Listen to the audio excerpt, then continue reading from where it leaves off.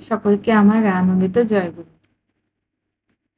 আজ আমি আলোচনা করব আচার্যদেব শ্রী শ্রী দাদার একটি জাজু।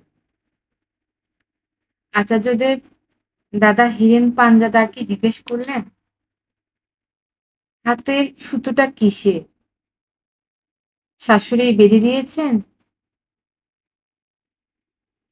আগে হ্যাঁ, বিপত্তারিণীর পুজো হয়েছিল তো, তাই বেঁধে দিয়েছে।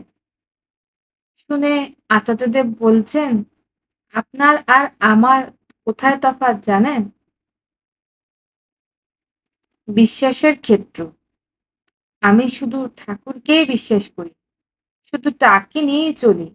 তাই আমার কোনো বিপদও নাই, তারই নিয়েও নাই। আমার এসব কিছু লাগে না। পরম পূজ্যপাদ শ্রী শ্রী আচার্যদেব। তাহলে দেখুন, আমাদের জীবনে প্রতি পদক্ষেপে দাদা কিভাবে বুঝিয়ে দিলেন, বিশ্বাস, বিশ্বাস, বিশ্বাস, দৃঢ় বিশ্বাস চাই। ওই যে ঠাকুরের সত্য অনুসরণে যেরকম বলা, ঠিক সেই রকমই করতে হবে। প্রতি প্রত্যেককে আমার আনন্দিত জয় গুরু।